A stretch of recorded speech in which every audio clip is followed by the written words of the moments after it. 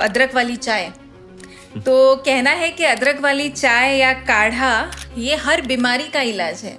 जिसको पसंद होती है वो वैसे भी खा सकता है या पी सकता है, और उसमें थोड़े से जो एंटीऑक्सीडेंट्स रहते हैं, थोड़ा सा इम्यूनिटी बूस्टअप होती है, तो उसकी वजह से थोड़े बहुत अपने को इंटरनल चेंजेस आते हैं, स्पेशली ब्रेन में, जो हमें अच्छा लगता है, फील गुड फैक्टर कराता है। और हमें वो, इसका मतलब ये नहीं कि वो स्पेसिफिक कुछ हर एक चीज़ का एंटीडोट है, ऐसा नहीं है। रिसेंटली केरला में केसेस हुई है ब्रेन ईटिंग अमीबा की, which is causing serious encephalitis in kids, या फिर इन जनरल भी जैसे डेंगू हो गया या फिर वाटर बोर्न डिजीजेस हो गए। एज अ न्यूरोलॉजिस्ट बहुत सारे ब्रेन इन्फेक्शंस के केसेस बढ़ते हुए दिखते हैं मॉनसून में।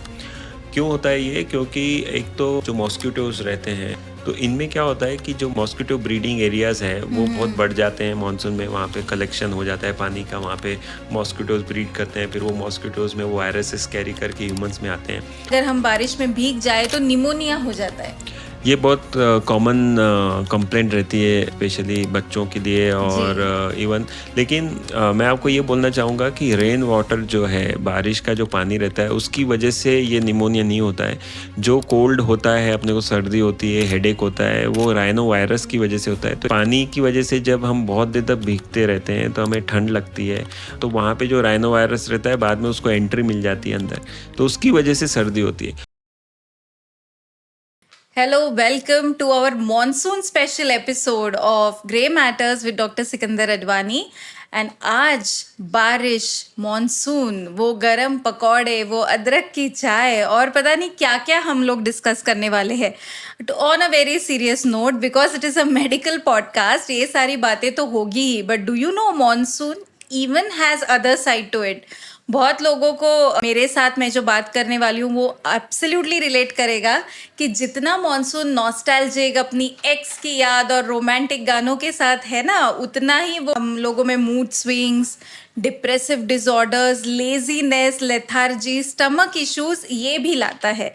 And because now we are in the month of July which is peak monsoons, इस ऑरेंज और रेड अलर्ट के बीच में मैं चाहूँगी हमारे neurology expert doctor Sikandar sir हम लोगों को ये भी डिकोड करने बताए कि is it only mood swings या ये रियल में कुछ physical chemical reactions of brain है। तो अंत तक बने रहिए आपके पॉडकास्ट होस्ट के साथ doctor Ketki. Welcome back again. Welcome sir. Thank you doctor Ketki. नमस्कार दोस्तों, मैं हूं doctor Sikandar Advani, Radiant super speciality hospital और रिहैबिलिटेशन सेंटर की तरफ से। और आज का हमारा पॉडकास्ट मॉनसून स्पेशल है। Yes. और हम देखेंगे कि मॉनसून का इफेक्ट ब्रेन पे कैसे होता है जी। और कौन सी चीज़ें हैं जो हम अच्छे से कंट्रोल कर सकते हैं, ताकि हमें मॉनसून से जो बीमारियां हो सकती है ब्रेन से रिलेटेड, वो कम से कम हो। तो मैं चाहूँगा कि आप इस पॉडकास्ट को पूरा अंत तक देखें और समझिए कि हमने जो भी प्रिवेंटिव स्टेप्स बोले हैं किस तरह से उसको फेस करना है। और हम चाहते हैं कि आप इस पॉडकास्ट को लाइक और सब्सक्राइब करें। जी, मॉनसून टिप्स बहुत सारे लोग देते हैं सर, बट यूजुअली ब्रेन के साथ मॉनसून का connection is not much spoken about. सबको इन द मॉर्निंग जब ऑफिस जाना रहता है, बच्चों को स्कूल जाना रहता है, तो एक ही चीज लगती है कि बारिश आ रही है तो जाने का मन नहीं कर रहा है। तो ये आई एम श्योर कि ये सिर्फ एक मूड के चेंज के अलावा सच में कुछ ब्रेन का फंक्शनिंग है, कुछ हॉर्मोन्स है जिसकी वजह से हमें ये लगता है। बिल्कुल है। सबसे इम्पोर्टेंट ये है कि मॉनसून जैसे आता है तो सूरज गायब हो जाता है, जी। तो देयर इज़ नो सनलाइट। और सूरज का अपने मूड पे बहुत इम्पोर्टेंट फ़र्क पड़ता है और उसका बहुत ज़्यादा इम्पैक्ट है। जैसे ही सूरज चले जाता है, सूरज नहीं निकलता है, तो अपना जो एक बहुत इम्पॉर्टेंट केमिकल न्यूरोट्रांसमीटर है सेरोटोनिन, वो दिमाग में कम हो जाता है। जी। दूसरा है कि क्योंकि सूरज नहीं निकलता है, तो मेलाटोनिन नाम का एक जो केमिकल है, जो हार्मोन है, वो अपने दिमाग में बढ़ जाता है। क्योंकि मेलाटोनिन, अगर आपको याद होगा, तो हमने बताया था कि ये रात में बढ़ता है। जब हमें बताता है कि अब सोने का टाइम है, हाँ। अभी लाइट कम हो गया है, अभी आपको सोने का टाइम है, तो उस समय बढ़ता है। तो ये जो सेरोटोनिन का कम होना, मेलाटोनिन का बढ़ना, इन चीज़ों की वजह से क्या होता है कि हमें ऐसे लगता है कि बहुत ग्लूमी है और हमें नींद लेनी चाहिए, हमें आराम करना चाहिए, लिथार्जी होता है, सेरोटोनिन की वजह से मूड डिस्टर्बेंस होते हैं। तो ये है बेसिक केमिकल चेंजेस जो मॉनसून से रिलेटेड है, और जिसकी वजह से जो हम पूरा डिस्कशन करने वाले हैं वो इन्हीं चीज़ों पे बेस्ड है। जी, तो ये जो सीज़नल अफेक्टिव डिसऑर्डर है which is also known as sad, तो ये रिस्पॉन्सिबल है कि हमें बारिश में काम करने की ओवरऑल प्रोडक्टिविटी के साथ ये खेलता है। इन अ वे ये एक ट्रिक करता है हमारे ब्रेन को कि सुबह भी रात का जो माहौल होता है रिलैक्सिंग एंड ऑल, वो एक्चुअली पेश करता है। तो सर आपका ये जो इम्पोर्टेंट इन्फॉर्मेशन आपने दी उसमें से मुझे ये लगा कि हमारी बॉडी एक सोलर पैनल की तरह है जो धूप से चलती है इन अ वे। तो ये जो मॉनसून ब्लूज है उसके लिए भी क्या लाइट थेरेपी इफेक्टिव हो सकती है? बिल्कुल हो सकती है। मॉनसून ब्लूज़ नाम दिया गया है जब हमें ग्लूमी फ़ील होता है थोड़ा-सा, उसके बहुत सारे कारण हैं। और एक्चुअली जो सीज़नल अफेक्टिव डिसऑर्डर है वो वेस्टर्न में जो विंटर से रिलेटेड रहता है। जी। लेकिन यहाँ हम ट्रॉपिकल कंट्रीज़ में जो रेन्स होते हैं तो उस समय जो मैंने बताया कि सेरोटोनिन का कम होना या मेलाटोनिन का बढ़ना वो तो है ही, प्लस बाकी की बहुत सारी चीज़ें रहती है कि जो इसको रिलेट करती है। जैसे हम बहुत देर अंदर ही रहते हैं मॉनसून में। करेक्ट। हम बाहर नहीं निकल पाते क्योंकि बहुत बारिश होती है। इवन जो इन सब चीज़ों की वजह से अपने न्यूट्रिशन पे इफ़ेक्ट होता इफेक्ट है, होता है। जो हम स्लीप नहीं ले पाते बरोबर क्योंकि हमें स्लीप साइकिल डिस्टर्ब होती है। तो इन सब चीज़ों की वजह से हमें जो ग्लूमी फ़ील होता है, उसकी वजह से ये मॉनसून ब्लूज़ निर्माण होता है और अपने को सीज़नल अफेक्टिव डिसऑर्डर से जो थोड़ा-सा डिप्रेसिव टाइप फीलिंग डेवलप होने लगती है। तो इसमें जो लाइट थेरेपी है कि अगर हमें ऐसा लगता है तो हमें लाइट को एक्सपोज़र, जब भी सन निकले वहाँ एक्सपोज़र, इस तरह से करके हम हमारे दिमाग को उल्लू बना सकते हैं। हम बता जी। सकते हैं कि हम अभी भी लाइट ले रहे हैं तो उसकी वजह से हमारे जो जो इम्बैलेंस हो चुका है हार्मोन का वो हम ठीक करने की कोशिश कर सकते हैं। Exactly it is one part of the spectrum sir कि जो हमें सिर्फ ग्लूमी लगता है या डिप्रेसिव लगता है। अगर हम डिस्कस कर ही रहे हैं मॉनसून इफेक्ट्स ऑन ब्रेन, तो बहुत सारी अदर एनवायरमेंटल चेंजेस भी मॉनसून के साथ आते हैं। For example low oxygen in the air या फिर low air pressure in general. तो उस वजह से फिर तो जो हमारे बाकी न्यूरोलॉजिकल डिसऑर्डर्स है including migraines, depressive episodes and seizures, तो ये सब का भी एपिसोड बढ़ने के चांसेस है। माइग्रेन तो श्योरली है। और जो मूड डिसऑर्डर्स हमने डिस्कस किया, क्योंकि जो बैरोमेट्रिक प्रेशर रहता है वो चेंज होता है, एटमॉस्फेयर प्रेशर कम होता है, उसकी वजह से वेसोडाइलेटेशन होता है, तो उसकी वजह से हेडेक होता है, माइग्रेन ट्रिगर्स होते हैं। दूसरा है कि मानसून में जो नमी रहती है वो बढ़ जाती है, ह्यूमिडिटी बढ़ जाती है। तो नमी बढ़ने की वजह से, ह्यूमिडिटी बढ़ने की वजह से क्या होता है कि हमें डिहाइड्रेशन होता है। तो ओके। डिहाइड्रेशन की वजह से जो वो बहुत बड़ा ट्रिगर फैक्टर है माइग्रेन के लिए। तो डिहाइड्रेशन एक और ट्रिगर फैक्टर है। तीसरा है कि क्योंकि हमारी स्लीप डिस्टर्ब होती है, मॉनसून में अपन ज़्यादा सोते बायोलॉजिकल हैं, हाँ, तो clock biological disruption. Clock disturb होता है, उसकी वजह से माइग्रेन ट्रिगर होता है। तो ये सब चीज़ों की वजह से माइग्रेन के पेशेंट्स को हम इन दिनों में वही रूटीन फॉलो करने बोलते हैं जो कि बाकी के सीजन्स में फॉलो करना चाहिए। ये तो हो गया सब माइग्रेन के बारे में, but there is a new research saying that even epileptic seizure attacks are also prone to increase during migraines. तो सर इसका क्या रिलेशन हो सकता है? एक्चुअली एपिलेप्सी का जो रिलेशन है वो मानसून से, वो एक तो 2-3 चीज़ों की वजह से। एक तो हमें मानसून की वजह से जो इन्फेक्शन होते हैं, कभी-कभी वो इन्फेक्शियस डिजीज़ की वजह से वो एपिलेप्सी बढ़ने के चांस रहते हैं। दूसरा है कि जो ह्यूमिडिटी की वजह से, जो मैंने बोला है डिहाइड्रेशन फैक्टर की वजह से, जी। कभी-कभी वो ट्रिगर फैक्टर हो सकता है। और स्लीप एक इम्पॉर्टेंट फैक्टर है जो कि एपिलेप्टिक अटैक को ट्रिगर सकता है। तो ये करेक्ट। सब चीज़ों की वजह से एपिलेप्सी, माइग्रेन और मूड डिसऑर्डर्स, ये सब थोड़ा-सा ट्रिगरिंग फैक्टर देखा गया है इस स्टडीज़ में। और हमें इन सब चीज़ों का पता होना चाहिए जब भी हम पेशेंट्स के साथ डील कर रहे हों। करेक्ट।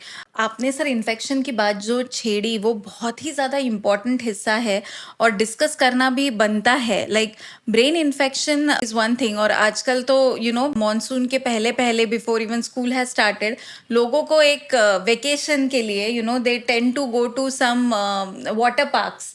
और रिसेंटली केरला में केसेस हुई है ब्रेन ईटिंग अमीबा की, which is causing serious encephalitis in kids, या फिर इन जनरल भी जैसे डेंगू हो गया या फिर वाटर बोर्न डिजीजेस हो गए। तो what will you like to elaborate on these points? ये बहुत इम्पोर्टेंट है क्योंकि हम एज अ न्यूरोलॉजिस्ट बहुत सारे ब्रेन इन्फेक्शंस के केसेस बढ़ते हुए देखते हैं मानसून में। क्यों होता है ये? क्योंकि एक तो जो मॉस्किटोज रहते हैं, जो स्पेशली जापानीज एनकेफेलाइटिस या डेंगू एनकेफेलाइटिस जो हम बोलते हैं, वेस्ट नाइल फीवर, तो इनमें क्या होता है कि जो मॉस्किटो ब्रीडिंग एरियाज़ हैं वो बहुत बढ़ जाते हैं मानसून में, वहाँ पे कलेक्शन हो जाता है पानी का, वहाँ पे मॉस्किटोज़ ब्रीड करते हैं, फिर वो मॉस्किटोज़ में वो वायरसेस कैरी करके ह्यूमंस में आते हैं और वो चीज़ें एनकेफेलाइटिस कॉज करती हैं। एनकेफेलाइटिस यानी कि ब्रेन में इन्फेक्शन वायरस का, जो कि पूरे ब्रेन को इन्वॉल्व करता है, पेशेंट को फिट्स आती है, पेशेंट बेहोश हो जाता है, पेशेंट कोमा में चले जाता है। तो ये सब चीज़ें होती हैं एक मॉस्किटो की वजह से, वायरस जो कैरी करता कैरी है। करता है। तो हमें ये मानसून में ये समझना है, जो आपने अमीबा की बात की वो बहुत ही लाइफ थ्रेटनिंग इलनेस है। निग्लेरिया फाउलेरी वो पैरासाइट है जो जाता है ब्रेन में, वो भी एक पॉन्ड में रहता है या फ्रेश वाटर में जमा हो जाता है और जब हम स्विम करते हैं उसमें तो वहाँ से वो अमीबा अपने बॉडी में चली जाता है। एक लेप्टोस्पायरा है जो जी। हम मुंबई में बहुत देखते थे, हम जब एमडी मेडिसिन कर रहे थे रेसिडेंसी मुंबई में, तो हम देखते थे कि लेप्टोस्पायरोसिस एक ऐसा बीमारी है जो कि एक रैट की यूरिन की वजह से जो पानी में जाते हैं और हम बिना चप्पल के या बिना शूज़ के अगर हम पानी में घूमें तो वहाँ से वो अंदर जाता है और उसकी वजह से पूरे बॉडी में फैल जाता है। तो उसकी वजह से बहुत ज़्यादा ऑर्गन डैमेज होते हैं। तो ये जो चीज़ें हैं, मलेरिया, सेरेब्रल मलेरिया हो गया, एनकेफेलाइटिस हो गया और उसके बाद में लेप्टोस्पायरा हो गया, ये मानसून में बहुत बड़े पैमाने पे दिखते हैं। तो ये सब चीज़ें भी हमें रेनी सीज़न में ये अपने आप को संभालने की ज़रूरत है कि जब भी हम देखें तो किस तरह से हम इसको प्रिवेंट करें। Yes, having said that, not just like brain gets affected, लेकिन overall health gets affected in monsoons. तो उसी के साथ एक बहुत ही important brain gut connection होता है सर हमारे बॉडी का, और मॉनसून में वो भी अफेक्ट होता है क्योंकि हमें जैसे ही बारिश आती है तो बस कांदा के भजिए और पकौड़े और चाय और ये वाला डाइट आई थिंक कोई भी मिस नहीं करना चाहता है, but at the same time slowing of digestion is seen. तो what will you like to elaborate on the brain gut connection during monsoons? Actually brain gut connection का हमें पता है कि जो ब्रेन का जो नर्वस सिस्टम है वैसे ही एंट्रिक नर्वस सिस्टम भी होता है जो हमें करता है, और स्पेशली वो जो केमिकल्स रहते हैं डोपामिन और वो भी एंट्रिक नर्वस सिस्टम में भी एलेबोरेट होते हैं। तो जो इस तरह का जो कनेक्शन है, कहाँ पे चेंजेस होते हैं मानसून में, क्या होता है कि ये सब चीज़ों में डिस्टर्बेंस हो जाता है क्योंकि हमारा डाइट प्रॉपर नहीं रहता है, हमारे बाकी की चीज़ों में डिस्टर्बेंस होता है, तो उसकी वजह से जो हार्मोनल इम्बैलेंस है वो भी होने के चांस रहते हैं। तो जिसकी वजह से हमारा जो गट इन हेल्थ तो होता ही है, उसकी वजह से ब्रेन भी इल हेल्थ हो जाता है। दूसरा है कि जो पैरासाइट्स है वो क्योंकि मानसून में बहुत पनपते हैं, और अगर जैसा मैंने बताया कि ये पैरासाइट्स अगर अपन ओवरली गट के थ्रू एंटर करते हैं तो वो भी ब्रेन में जा सकते हैं। तो ये सब Oh. चीज़ें भी इम्पॉर्टेंट है समझने के लिए कि ये सब इन्फेक्शियस डिजीजेस कॉमन हो जाती है मानसून में। अच्छा, एंड दैट्स वाई जो फूड है, कुछ सप्लीमेंट्स है, for example more of probiotics हमने लेने चाहिए या फिर इम्यूनिटी बूस्टर लेने चाहिए. यहाँ पर फिर से सर हम दादी नानी के नुस्खे के बारे में बात कर सकते हैं कि जो तुलसी का काढ़ा है या फिर जो हल्दी वाला दूध है, तो ये सब घरेलू नुस्खों का भी काफ़ी हद तक इफेक्ट होता है हमारी इम्यूनिटी पे. यस। तो ऐसा कुछ है सर फ्रॉम डॉक्टर्स केबिन जो दादी नानी के नुस्खे हम बता पाए? एक्चुअली जो हमने ये देखा है कि किस तरह से जो एंटीऑक्सीडेंट्स है वो जी. अपने ब्रेन को यूज़ में यानी यूज़फुल बनाते हैं। तो हमने जो ये सब आपने दादी नानी के नुस्खे बताए, ये सब एंटीऑक्सीडेंट्स का काम करते हैं। जी. और जो प्रोबायोटिक्स आपने बताया वो बहुत इंपॉर्टेंट है क्योंकि वो हमारे गट बैक्टीरिया जो रहते हैं तो वो जो जीनोम है उनको वो अच्छा प्रोलिफरेट करते हैं। हमें अच्छे बैक्टीरिया चाहिए गट में। या. और कभी कभी हम बहुत ज़्यादा ये देखते हैं कि हम एंटीबायोटिक्स खा लेते हैं तो वो बैक्टीरियाज जो अच्छे वाले बैक्टीरिया से वो भी मरते हैं, तो उसकी वजह से वो जीनोम डिस्टर्ब हो जाता है। तो ये जो चीज़ें हैं, जैसे हम हमेशा देखते हैं, अब बोलते हैं कि ओमेगा 3 फैटी एसिड्स हो गए, ब्लूबेरीज हो गए, वॉलनट्स हो गए, ये जो ब्रेन के लिए यूज़फुल है, ये मानसून में भी हमें हमेशा अच्छे से कंज्यूम करते रहने चाहिए ताकि हमारा ब्रेन हेल्दी रहे उस हिसाब से। हाँ, और वापस when we talk so much about, हमारे पॉडकास्ट में सर हमने हमेशा नेचुरल रेमेडीज और हमारा जो एंशियंट विजडम है उसको क्लब करके हम लोग पेशेंट्स को काफ़ी ज़्यादा वैल्यू देने की कोशिश करते हैं. वही बात करते करते जैसे सर आपने कहा कि जो इंडियन बेरीज है, तो इस मौसम में jamun comes. Yes. So, jamun is also a type of antioxidant and immune booster. तो आई थिंक नेचर अपने अपने सीजन्स में वही फल लाते हैं जो उस टाइम पे ज़रूरी होते हैं. बस उसमें यही है कि आप जब भी वो खाएँ तो उनको अच्छे से धो के, साफ सर के वो खाएँ, क्योंकि हमें ये देखना है कि इसमें जो बहुत सारी चीज़ों में एक न्यूरोसिस्टिक सर्कोसिस भी होता है, जो कि इन सब ओके। चीज़ों पे ग्रीन लीफी वेजिटेबल्स पे या फिर जामुन वगैरह ऐसे उस पे पनपता है। तो हमें वो चीज़ें हमेशा धो के प्रॉपरली खानी चाहिए, डायरेक्टली नहीं खानी चाहिए, क्योंकि उसमें भी ब्रेन के इन्फेक्शन होने के फिर चांसेस रहते हैं। ओके। तो sir, in general do you have any two do list लोगों के लिए जो वो मॉनसून में फॉलो कर पाए? तो रेनी सीजन में भी मैं चाहूँगा कि जो आपने बोला कि प्रिवेंटिव एस्पेक्ट्स क्या हैं, तो मैं अपने वही 6 पोर्टफोलियोज़ बोलना चाहूँगा कि यस। हमें हमेशा हमारे जो 6 पोर्टफोलियो में हमेशा बोलता हूँ कि स्लीप का ध्यान रखना चाहिए, कि हमें बहुत ज़्यादा सोना नहीं है, हमें जो रूटीन कंसिस्टेंटली स्लीप है वो लेते रहिए। आप अपने हाइड्रेशन का ध्यान रखिए, क्योंकि आप डिहाइड्रेट हो सकते हैं, तो आप हाइड्रेशन का ध्यान रखिए। आपको जब आप घर में बैठे हो और बाहर नहीं निकल सकते, तो घर में कोई एक्सरसाइज कीजिए। आप घर में डांस कर सकते हैं, ज़ुम्बा कर सकते हैं, वेट ट्रेनिंग कर सकते हैं। आप घर में कुछ नई चीज़ें देखिए, म्यूज़िक इंस्ट्रूमेंट्स देखिए, कुछ उसमें सीखिए, या फिर जो भी आपको अच्छा लगे वो देखिए। आपका डाइट अच्छा होना चाहिए, जी। और जो हम हमेशा बोलते हैं कि चाय में आप पकोड़े खा सकते हैं, लेकिन बहुत ज़्यादा मात्रा में नहीं। यस। आप चाय पी सकते हैं, बहुत ज़्यादा मात्रा में नहीं, क्योंकि ये सब चीज़ों से आपका जो रूटीन कंसिस्टेंसी है वो इम्पैक्ट होगी, और जिसकी वजह से आपकी हेल्थ इम्पैक्ट होगी। तो ये सब चीज़ों का हम जो रूटीनली ध्यान रखते हैं, वो मानसून में थोड़ा एक्स्ट्रा ध्यान देना चाहिए। मैं सिर्फ ये प्रिवेंशन के लिए जो इम्पोर्टेंट मानसून की स्पेसिफिक कहना चाहूँगा कि आप अपने घर के आजू-बाजू में जो भी स्टैग्नेंट वाटर है, उसको मत रहने दीजिए। अगर आपके घर में कूलर है, तो उसमें पानी पड़ा रहता है, उसमें फिर मॉस्किटोज़ आ जाते हैं, उसकी वजह से बीमारियाँ अंदर आती है। तो आप अगर ऐसा है, तो उसको हमेशा ये देखिए कि वो साफ़ रहे। तीसरा है कि अपने आप को जब भी आप अपने पैरों में बिना शूज़ निकले आप रास्ते पे मत चलिए मानसून में। तो ये सब चीज़ें हैं, और एक्चुअली जो मानसून में जो स्नेक्स बाइट्स है वो भी बढ़ जाते बढ़ हैं। जाती है। अभी हम हाल ही में हमने लास्ट मंथ में ही हमारे यहाँ 4 से 5 पेशेंट एडमिट हुए स्नेक बाइट्स के। तो ये रेनी सीज़न में स्नेक्स भी बाहर आते हैं, तो इसकी वजह से भी हमें जब हम निकलते हैं बाहर, तो ये इसका ध्यान रखना चाहिए कि हमारे शूज़ में, आजू-बाजू में कोई प्रॉब्लम ना हो। क्योंकि ये सब चीज़ों से मानसून से स्पेसिफिक चीज़ें हैं ये, जो हमेशा बीमारियाँ मिलती है। तो इन सब चीज़ों का ध्यान रखा तो हम अपने आप को प्रिवेंट कर पाएँगे। हाँ, उसी के साथ घर में सर एलर्जेंस भी बहुत होते यस। हैं। तो एंड बॉइल्ड वाटर का भी इसमें बहुत ज़्यादा रोल है कि यस, पानी। हाइड्रेशन, अच्छा पानी पीना, बॉइल्ड वाटर पीना, तो ये सब चीज़ें हैं, और एलर्जेंस बढ़ जाते हैं मानसून में, तो उसको भी अपन जितना अवॉइड कर सकते हैं करना है। तो ये सब चीज़ें जो है मानसून स्पेसिफिक टिप्स, वो ये वाली है। Yes. Coming to the most interesting of all which is the myth bursting, लोगों के माइंड में धारणाएं लोग खुद बना लेते हैं सर फॉर देयर कन्वीनियंस। तो आज हम उसको शूट आउट करने वाले हैं, क्योंकि हमारा पहला ही मिथ वही है जो हम बात कर रहे हैं बार बार, चाय पकोड़े की। आई थिंक एपिसोड बंद होते से ही लोग जंप ऑन करने वाले। उसी के रिलेटेड हमारा पहला मिथ भी है कि पकोड़े गर्मा गर्म खाने से ठंड नहीं लगती है मॉनसून में। पकोड़े और ठंड का कोई रिलेशन नहीं है। मुझे लगता है कि क्योंकि वो ठंडी रहती है, बाहर बारिश चलती रहती है, और बारिश की जो आवाज़ रहती है, जी। उसकी वजह से हमें वो अट्रैक्शन रहता है पकोड़ों का।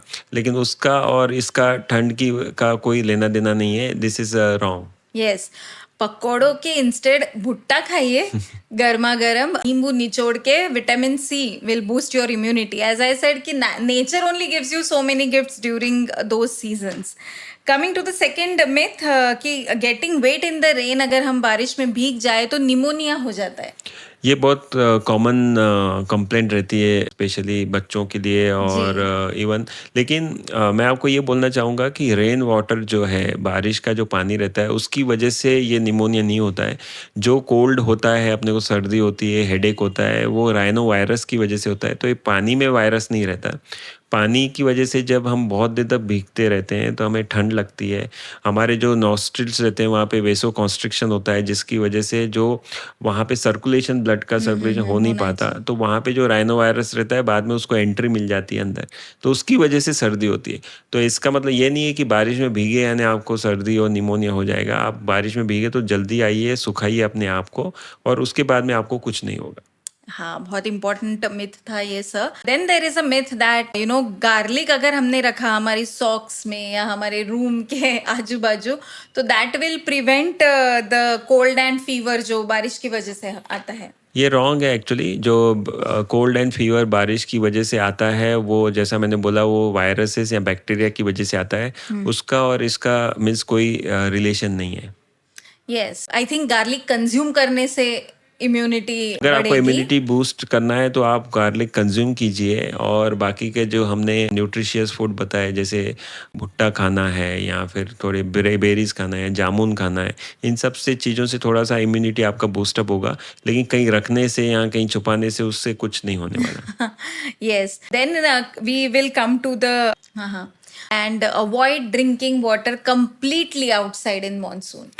ये outside is definitely true. fact, और yes. आप बाहर बिल्कुल नहीं पीना चाहिए, आपने बॉइल्ड वाटर पीना चाहिए। आपने घर में जो भी आपका आरओ होगा, जो आपके घर में फ़िल्टर होंगे, वो आप पानी कंज्यूम करना चाहिए, क्योंकि इन्फेक्शंस होने के चांसेस बहुत ज़्यादा रहते हैं।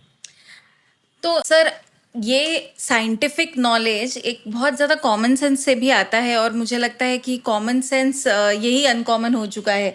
तो सर, होम और कम्युनिटी टिप्स आप क्या देना चाहेंगे? तो होम और community tips at the end मैं यही देना चाहूँगा कि आप जब भी मॉनसून आए तो आप अपने आप को इन्फेक्शन से बचाएं। हमें हर चीज़ से बचने के लिए बहुत इम्पॉर्टेंट कॉमन टिप्स पालने की ज़रूरत है। जैसे आप स्टेगनेंट वाटर को ना रहने दें, आप अपने कूलर में पानी को ना रहने दें, आप अपने आप को हाइड्रेट करते रहें, आप अपने आप को लाइट को एक्सपोज करते रहें। अगर ये सब चीज़ें आप फॉलो करेंगे और आप अपना डाइट अच्छा रखेंगे तो आपको मैक्सिमम जो बीमारियां हैं, जो ब्रेन से रिलेटेड, मॉनसून से रिलेटेड बीमारियां हैं, वो कम से कम होंगी।